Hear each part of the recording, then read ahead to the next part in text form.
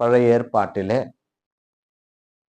மோசே பயன்படுத்திய அந்த கோல், அவர் கடவுளிடமிருந்து பெற்ற அந்த 10 கட்டளை அடங்கிய டேப்லெட்ஸ், மன்னா, இவை அனைத்தும் அந்த பேழையிலே மோசேவுக்கு ஆண்டவர் ஒரு கட்டளை கொடுத்து இப்படித்தான் இந்த பேழையை செய்ய வேண்டும் என்ற மோசேவனுடைய அறிவுறுத்தலின்படி செய்யப்பட்ட அந்த பேழைக்குள்ளே இது வைக்கப்பட்டது.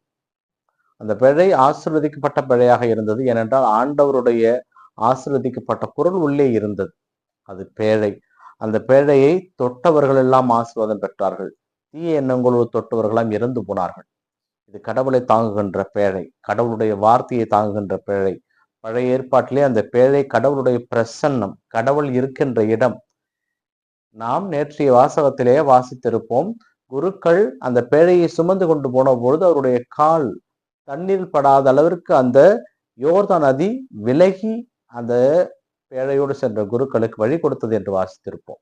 அப்படி அந்த கடவுள் கொடுத்த அந்த பொருள் மீதே அவருடைய வல்லம் இப்படி நிறைந்திருக்கின்ற பொழுது, கடவுளே அன்னை மரியாக்குள் வருகின்ற பொழுது அந்த உயிருள்ள பேழை எந்த அளவிற்கு ஆசீர்வாதம் மிக்கதாக இருந்திருக்கும் என்பதை நாம் சிந்தித்து பார்க்க கடமைப்பட்டிருக்கோம். அந்த பேழையை ஆண்டவருடைய ஆசீர்வதிக்கப்பட்ட பொருள் இருந்ததனால் அவ்வளவு வல்லமை இருந்தது அந்த பேழைக்கு. ஆனால் கடவுளே அந்த பேழைக்குள் வருகின்ற பொழுது உயிருள்ள பேழை அன்னை மரியாள், விண்ணகத்திலே அந்த உயிருள்ள பேழை தான் காணப்பட்டது. அந்த உயிருள்ள பேழை தான் இயேசு கிறிஸ்துவை சுமந்தது. அந்த திருவெளிப்பாடு புத்தகத்திலே நாம் வாசிப்பது போல அந்த பெண் கருவுற்றிருந்தார். அவருடைய குழந்தையை விழுங்கிவிட அரக்க பாம்பு காத்து கொண்டிருந்தது. ஆனால் அந்த குழந்தை உலகத்தை இரும்பு கரம் கொண்டு அடங்குகின்ற ஒரு குழந்தையாக இருக்கும். நம் ஆண்டவர் இயேசு கிறிஸ்துவை பற்றி அது அறிவித்திருந்தது. அப்படிப்பட்ட அந்த தாய் எப்படி இறந்திருக்க கூடும் என்ற கேள்வியை நாம் எழுப்ப வேண்டும். ஆண்டவருடைய மீட்பு பயணத்திலே உடன் நடந்தவர், ஆண்டவரோடு கூட இருந்தவர், ஆண்டவர் உயிர் தெழுந்து விண்ணகம் சென்ற பொழுது இங்கே இருந்து சீடர்களை அரவணைத்து காத்தவர். அப்படிப்பட்ட அந்த தாய் தான் செய்த அத்துணை ஆசீர்வாதங்களுக்கும் கடவுளிடமிருந்து பெற்றுக்கொண்ட பரிசு உயிரோடும் உடலோடும் விண்ணகத்திற்கு எடுத்துக் கொள்ளப்பட்டது.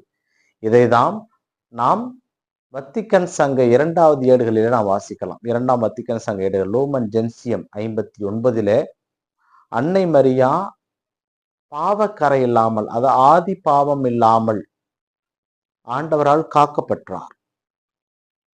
அதனால் ஆண்டவரோடு வழி நடந்தார், ஆண்டவரோடு உடன் இருந்தார். அதனால் கடவுள் அவரை மரணம் என்கின்ற பாவிகளுக்கு தான் மரணம் ஏற்படும். அதனால் அந்த மரணம் என்கின்ற ஒன்றுக்குள் அவரை